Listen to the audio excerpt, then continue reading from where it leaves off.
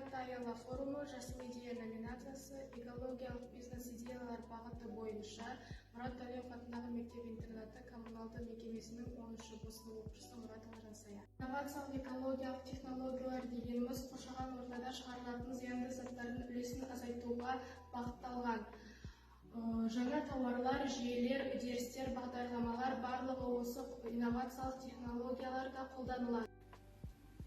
Экологиялық бизнес-идеяға мен бүгін қазақта ұмыт болып бара жатқан қара сабынды ұсынамын. Және жарыққа шығуына мынадай жоспар құрдым.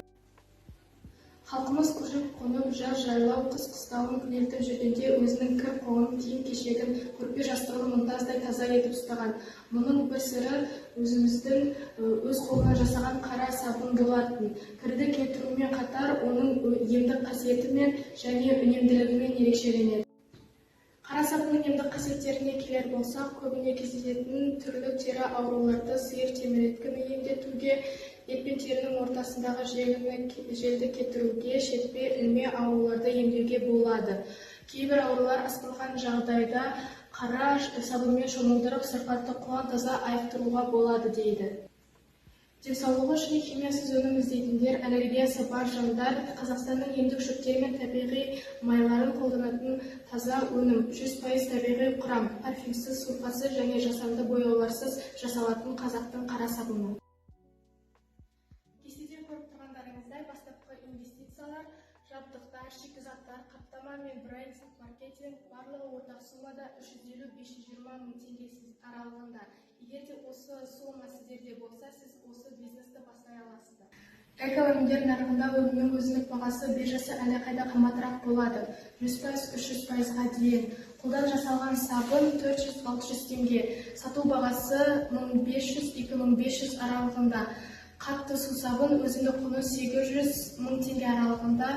Сату бағасы 3500-5000 теңге аралығында. Және үй тазалығына арналған сұйықтықтар литріне байланысты 500-700 теңге аралығында, сату бағасы 2000-3000 теңге. Айлық операциялық шығындар 100 мың теңге, коммуналдық қызметтер 50 мың теңге, ал жарнамалар 30 мың теңге болады.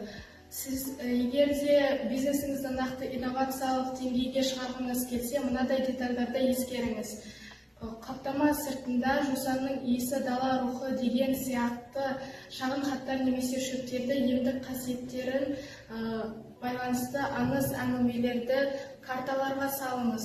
Және қаптама сыртында QR-кодты белгілеңіз. Қаптама сыртындағы QR-код арқылы байланыс орнатады. Оны сканерлегенде клиент шикізаттың қайдан алынғанын видеодан көре алады.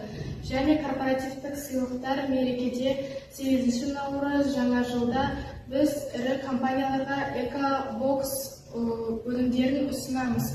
Бұл бірден үлкен көлемде сатылым жасауға мүмкіндік береді.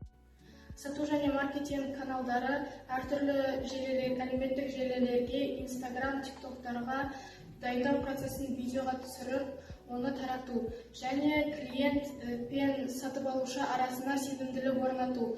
Маркетплейстер, Каспий.кз, Wildberries немесе Озон арқылы бүкіл елге сату.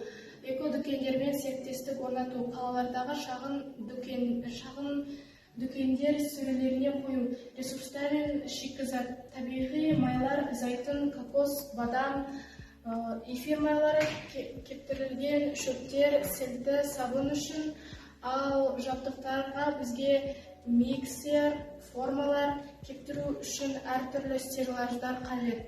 Ал сертификаттауымыз үшін бізге өнімнің қауіпсіздігін растайтын арнайы құжаттар қажет. Яғни сәйкестік декларациясы. Қаржылық болжам ол бастапқы кезеңде ғана қажет болады. Осы қара сабынды қолдануға сіздерге де кеңес беремін. Назарларыңызға рахмет.